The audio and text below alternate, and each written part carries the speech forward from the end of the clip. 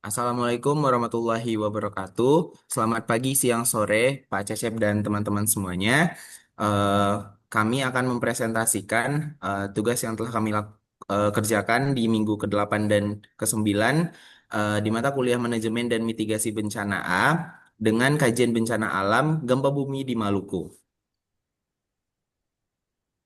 Berikut anggota kelompok yang berpartisipasi aktif dalam pengerjaan tugas kali ini. Nah, untuk pendahuluan dan latar belakang. Secara astronomis, Provinsi Maluku terletak pada posisi 2 derajat 30 menit hingga 9 derajat lintang selatan dan 124 derajat hingga 136 derajat bujur timur. Provinsi ini beribukotakan di Kota Ambon dengan luas wilayah 46.914 km persegi serta memiliki 1.392 pulau. Secara geografis, Provinsi Maluku berbatasan dengan Laut Seram, Samudra Hindia dan Laut Arafuru, lalu Laut Sulawesi, serta Papua. Nah, wilayah administrasi Provinsi Maluku terdiri dari 9 kabupaten, 2 kota, 111, 118 kecamatan, dan 1.233 desa. Lalu kita akan membahas terkait gempa bumi, di mana gempa bumi adalah getaran atau guncangan di permukaan bumi yang disebabkan oleh tumbukan antar lempeng bumi, patahan aktif, aktivitas gunung api, atau runtuhan batuan. Merupakan pengertian dari BNPB. Nah, Maluku dipilih karena daerah ini termasuk wilayah yang sering mengalami gempa bumi. Letaknya yang berada di pertemuan tiga lempeng besar dunia membuat aktivitas tektoniknya sangat tinggi. Gempa yang terjadi di Maluku juga sering berdampak besar bagi masyarakat, seperti kerusakan bangunan dan terganggunya kegiatan ekonomi. Karena itu, penting untuk mengkaji wilayah ini agar bisa lebih memahami potensi gempa serta upaya mitigasi yang bisa dilakukan untuk mengurangi risikonya. Nah, berikut ringkasan dari penyebab gempa bumi di Maluku. Secara garis besar terdapat 4 penyebab utama, yakni pergerakan lempeng tektonik utama, sesar dan deformasi, aktivitas subduksi di Laut Banda, serta aktivitas vulkanik. Untuk pergerakan lempeng tektonik, Maluku berada pada zona pertemuan antara tiga lempeng besar, yakni lempeng Indo-Australia, lempeng Pasifik, dan lempeng Eurasia. Lalu untuk sesar dan deformasi, terdapat tiga sesar aktif lokal di daratan dan Laut Maluku, yakni sesar Sorong, sesar Kawasram, sesar Tali Abu. Lalu untuk aktivitas subduksi Laut Banda, di mana Laut Banda merupakan zona subduksi melengkung atau banda ark yang sangat kompleks, sehingga dapat memicu terjadinya gempa bumi. Lalu yang terakhir, beberapa gempa bersumber dari pergerakan magma di bawah gunung api aktif, seperti Gunung Banda Api dan Gama Lama di Ternate. Nah, berikut beberapa riwayat gempa yang cukup besar di Maluku di tahun 2019 hingga tahun 2025. Dari 6 data yang kami ambil, terdapat satu gempa di tanggal 16 Juni 2021 yang berpotensi tsunami dan untungnya berada di tengah lautan sehingga masyarakat di sekitar Maluku tidak terdampak gempa bumi yang terjadi tersebut. Baik, melanjutkan terkait monitoring. Jadi monitoring dilakukan untuk em, pencegahan dan juga mitigasi bencana. Jadi dalam proses monitoring ini dilakukan dalam beberapa tahap. Yang pertama adalah pengumpulan data seismik. Jadi di awal data ini kita kumpulkan dari stasiun seismik lokal dan juga BMKG. Kemudian di mana di setiap stasiun seismik ini terdapat alat bernama seismometer yang dipasang di sekitar wilayah Maluku. Ini merekam aktivitas gempa secara real time. Nah, dari data BMKG dan juga jaringan lokal ini kemudian digabungkan untuk mendapatkan sebaran gempa yang lebih akurat seperti itu. Lanjut. Tahap yang kedua adalah pemantauan gempa utama dan juga gempa susulan. Jadi setelah datanya terkumpul, kemudian lanjut ke tahap analisis menggunakan metode momen tensor inversion. Tujuannya agar mekanisme sumber gempa dapat diketahui apakah dia tipe patahan geser ataupun patahan terbalik. Selain itu, pemantauan gempa susulan juga dilakukan selama lebih dari 2 bulan untuk menganalisis 20 gempa susulan menggunakan MT inversion seperti itu. Langkah yang ketiga adalah analisis reaktivasi patahan. Nah, setelah gempa utamanya, kita analisis lagi apakah ada patahan yang jadi aktif kembali atau tidak. Contohnya di gempa Ambon tahun 2019, di mana beberapa patahan utama yang terdeteksi salah satunya adalah patahan North North South sepanjang 35 kilometer dan juga patahan terbalik di bagian selatan Seram. Gempa utama ini ternyata membuat beberapa patahan tersebut aktif kembali dan berpotensi terdapat gempa susulan yang lebih meningkat. Dari sini kita juga bisa tahu mana yang aktif karena gempa utama dan mana yang memang sudah bergerak dari dulu seperti itu. Lanjut. Untuk tahap yang terakhir adalah memantau spasio-temporal. Nah, memantau penyebaran gempa susulan ini dilakukan secara spasial dan temporal, di mana jadi persebarannya dapat diketahui dalam ruang dan waktu. Seperti awalnya gempa susulan ini kan terpusat di patahan North dan juga South, tapi lama-kelamaan mulai meluas ke wilayah Ambon dan juga Seram. Dari situ kelihatan juga kalau muncul klaster gempa di Pulau Ambon dan juga patahan Northeast Southwest pada bagian barat Seram. Selanjutnya, pada aspek mapping itu bertujuan untuk mengetahui wilayah yang paling terdampak dan perlu diwaspadai. Yang pertama adalah peta sebaran gempa. Nah, ada contoh peta sebaran tersebut menunjukkan persebaran epicentrum gempa di wilayah Maluku sepanjang 1 Januari sampai 31 Desember 2020 berdasarkan data Karangpanjang Ambon. Nah, titik-titik berwarna itu menunjukkan lokasi pusat gempa dengan variasi sebagai kedalaman dan ukuran lingkaran sebagai besar magnitud. Kemudian pada 2020 tercatat 3.139 gempa dengan titik-titik berwarna sebagai warna hijau menunjukkan kedalaman dangkal, kuning ditunjukkan 600 sampai 300 km pusatnya, kemudian merah lebih dari 300 km. Kemudian untuk besaran lingkarannya menunjukkan bahwa semakin besar lingkaran, maka magnitud yang ditunjukkan semakin tinggi. Kemudian peta isoseismal gempa, yakni peta intensitas seberapa besar gempa tersebut. Ditunjukkan dengan gempa, eh, contohnya dengan peta sebesaran 5,9 magnitud di Laut Seram dengan kedalaman 329 km yang termasuk gempa dalam. Menunjukkan guncangan terasa lemah hingga sedang ke wilayah Ambon dan Seram dengan sebaran ke arah barat dan utara. Pola getaran dipengaruhi oleh aktivitas sesar aktif. Walaupun tidak menimbulkan kerusakan yang berarti, namun terlihat bahwa aktivitas seismik di Maluku masih cukup tinggi dan perlu diwaspadai. Kemudian ada contoh peta risiko bencana gempa bumi. Ditunjukkan risiko tinggi terdapat di wilayah Pulau Seram, Ambon, dan sekitarnya karena berada di jalur sesar aktif dan memiliki kepadatan penduduk cukup tinggi. Kemudian risiko sedang terdapat di Pulau Buru, Tanimbar, dan Maluku Tenggara dengan potensi guncangan sedang. Kemudian untuk risiko rendah terdapat di pulau-pulau kecil, bagian selatan dan timur Maluku yang berpenduduk sedikit. Pola risiko ini mengikuti jalur tektonik pertemuan lempeng Indo-Australia, Pasifik, dan Eurasia, sehingga Maluku dapat dikategorikan sebagai tingkat risiko tinggi.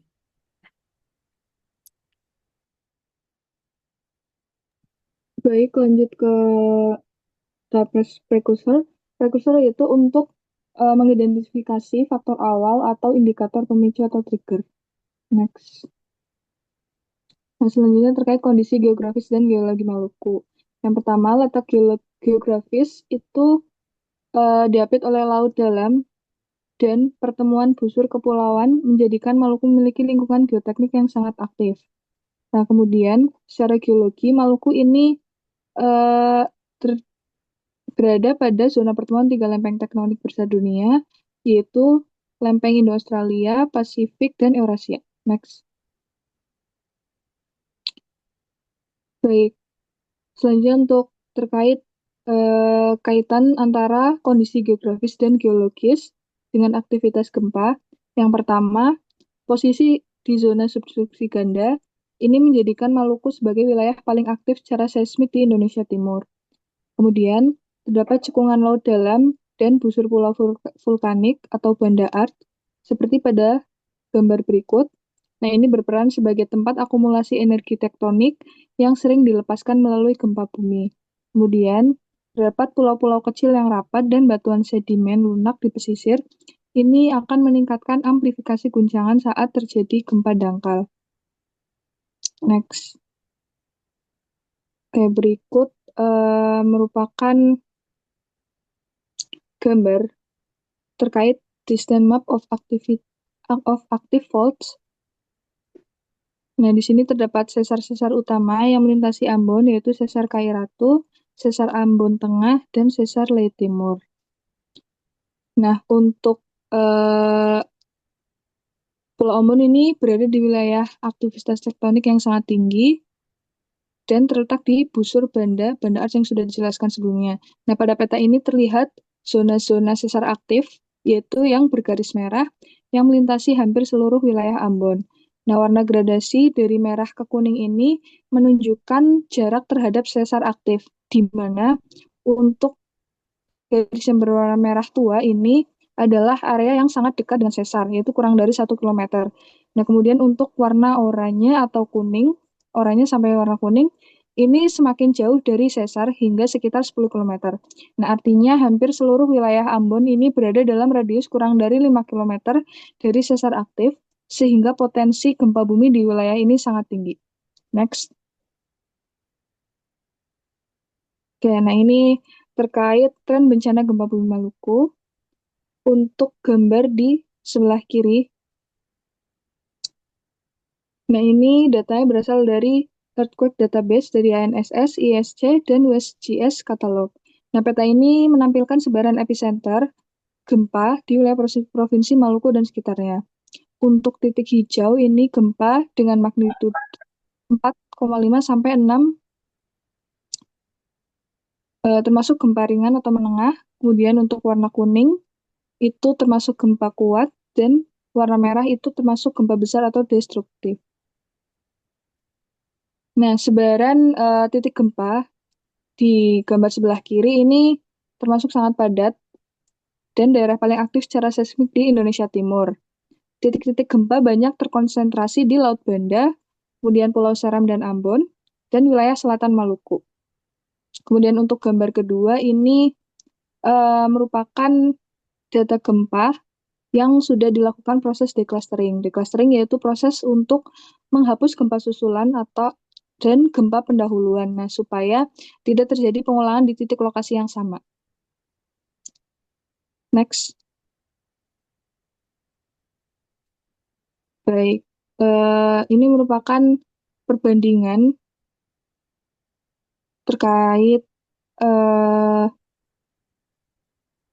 dua gempa. Yang pertama ini kedalamannya 329 km dan kekuatannya 5,9. Nah, untuk yang sebelah kanan itu kedalamannya 10 km, kemudian kekuatannya 6,1. Nah, dari dua data tersebut bisa di-compare atau disimpulkan bahwa kedalaman gempa ini sangat bervariasi. Dalam analisis kesesuaian lahan, biasanya zona gempa yang dangkal itu memiliki potensi guncangan lebih besar dan bisa jadi faktor risiko penting. Seperti untuk peta yang sebelah kanan, nah itu kedalamannya lebih dangkal sehingga kekuatan gempanya lebih besar. Next. Oke, selanjutnya terkait penyebab bencana gempa bumi Maluku. Yang pertama terkait disebabkan oleh konvergensi dan pertemuan lempeng tektonik. Untuk gambar sebelah kiri ini terkait peta intensitas kejadian gempa bumi. Kemudian yang untuk gambar B itu peta intensitas yang dilapisi dengan lokasi spasial fitur geologi. Nah, karena Maluku ini berada di zona konvergensi beberapa lempeng, energi tektonik ini akan terus terakumulasi dan akhirnya dilepaskan dalam bentuk gempa bumi. Nah, ini alasan utama kenapa wilayah ini memiliki tugas aktivitas gempa bumi yang tinggi. Next. Kemudian penyebab yang kedua yaitu disebabkan oleh sesar aktif di daratan atau di laut dangkal. Bisa dilihat pada peta, ini termasuk kejadian gempa bumi di Maluku Tengah pada tanggal 16 Juni 2021. Nah, pada gempa yang terjadi di waktu tersebut, ini disebabkan oleh sesar aktif di Teluk Taluti. Kemudian sesar aktif tersebut itu berada di daratan atau dekat pantai, sehingga memperbesar risiko karena gempa dangkal, yang menyebabkan lebih kuat guncangan gempanya. Next. Kemudian penyebab yang ketiga yaitu terkait perubahan tegangan atau column stress change. Nah, ini untuk gambar 1 merupakan lokasi epicenter gempa bumi utama dan gempa bumi susulan. Kemudian untuk gambar kedua ini terkait distribusi perubahan kolom stres. Nah, selain karena pergerakan lempeng dan sesar aktif sebelumnya, gempa di Maluku ini juga dapat disebabkan oleh perubahan tegangan di kerak bumi setelah terjadi gempa besar sebelumnya. Eh, Baik, dilanjutkan ke rekan selanjutnya. Oke, untuk prediksi sendiri itu merupakan perkiraan atau penilaian terhadap suatu bencana. Nah, prediksi sendiri itu untuk mendukung langkah-langkah pencegahan dan pengurangan resiko sebelum bencana terjadi. Nah, di sini ada peta prediksi intensitas kejadian gempa bumi di wilayah Maluku. Peta ini dibuat oleh BMKG. Nah, untuk kejadian di sekitar epicenter sendiri itu berisiko tinggi untuk kejadian gempa bumi di masa mendatang dengan magnitudo besar yaitu di atas 6,5. Nah, gempa tersebut akan menimbulkan getaran yang dirasakan nyata oleh masyarakat. Dan dapat diprediksi bahwa eh, daerah di sini tuh akan terdapat kejadian gempa yang mendatang bisa jadi gempanya cukup tinggi begitu. Nah, untuk selanjutnya ini prediksi bahwa gempa yang ada di Maluku itu bermagnitudo gempa berkisar 4 sampai 7. Kejadian gempa Maluku itu menunjukkan kekuatan dari ringan hingga cukup besar. Misalnya pada gempa yang berkekuatan 5 ataupun di sebelah kanan ini ada berkekuatan 7. Nah, data ini menunjukkan bahwa aktivitas seismik di wilayah Maluku itu masih cukup tinggi sehingga berpotensi terus berlanjut. Dengan demikian dapat diprediksi bahwa gempa dengan kisaran magnitudo 4 hingga 7 itu masih mungkin terjadi di masa mendatang. Nah, selanjutnya ini ada prediksi bahwa kedalaman gempa dangkal hingga menengah itu ada di Maluku. Pada peta sebelah kiri itu kita dapat melihat persebaran titik-titik gempa dengan warna yang ukuran yang menunjukkan variasi kedalaman. Nah, sebagian besar gempa terjadi di zona subduksi Laut Banda dan area sesar aktif. Hal ini sesuai dengan prediksi bahwa Maluku merupakan daerah yang sangat rawan terhadap gempa dangkal dan menengah. Gempa pada kedalaman ini biasanya dapat menimbulkan kerusakan yang cukup signifikan. Selama aktivitas lempeng Banda masih berlangsung, BMKG memperkirakan resiko gempa dangkal dan menengah di Maluku akan tetap tinggi. Selanjutnya, kesimpulan karakteristik gempa dari analisis kami menunjukkan bahwa gempa di Maluku didominasi oleh gempa dangkal dengan kerusakan yang tinggi hingga gempa menengah yang berasal dari deformasi slab Banda. Kemudian analisis menggunakan MT inversion mengkonfirmasi bahwa gempa sering dipicu oleh mekanisme patahan geser atau disebut strike slip dan patahan terbalik atau reverse fault. Aktivitas seismik di Maluku sangat tinggi. Hal ini tercermin dari ribuan gempa yang terjadi setiap tahunnya. Kemudian untuk precursor, Maluku terletak pada zona persimpangan 3 lempeng tektonik utama, yakni lempeng Indo-Australia, Pasifik, dan Eurasia. Selain itu, juga karena merupakan bagian dari busur Banda yang sangat kompleks sehingga menjadi pemicu utama dari gempa bumi. Gempa-gempa besar di Maluku seringkali dipicu oleh reaktivasi sesar aktif lokal yang ada di daratan maupun di laut dangkal seperti sesar Sorong atau sesar Kawaseram. Kemudian untuk monitoring berkelanjutan diperlukan sebagai upaya pemantauan seismik secara berkelanjutan menggunakan stasiun lokal untuk mendapatkan data secara real time tentang aktivitas dan mekanisme patahan. Next. Untuk mapping, berdasarkan pemetaan risiko, disimpulkan bahwa Pulau Seram dan Pulau Ambon merupakan wilayah dengan tingkat risiko bencana yang paling tinggi. Hal ini disebabkan karena jaraknya yang paling dekat dengan jalur sesar aktif dan kepadatan penduduk yang relatif tinggi pada area tersebut. Pada bagian prediction, analisis data dan proyeksi BMKG mengindikasikan bahwa risiko terjadinya gempa dengan magnitud besar di atas magnitud 6,5 sampai dengan 7 tetap tinggi di masa depan, terutama pada area Laut Banda dan daerah pesisir. Rekomendasi, dengan mempertimbangkan tingginya resiko dan prediksi potensi gempa besar, implikasinya adalah kita harus meningkatkan upaya mitigasi bencana secara signifikan. Yang pertama, penguatan infrastruktur. pemerintah dan masyarakat harus mengutamakan pembangunan serta penguatan struktur bangunan agar menjadi tahan gempa sesuai dengan standar terkini. Kemudian, peningkatan kesiapsiagaan berupa program edukasi dan simulasi evakuasi harus ditingkatkan dan dilakukan secara berkala, terutama pada wilayah yang rentan terhadap bencana. Kemudian pembaruan peta risiko harus terus diperbarui secara dinamis berdasarkan data monitoring terbaru untuk memastikan perencanaan tata ruang dan penanggulangan bencana menjadi lebih efektif dan sesuai dengan kondisi terkini. Demikian dari kami, kurang lebihnya mohon maaf dan terima kasih. Wassalamualaikum warahmatullahi wabarakatuh.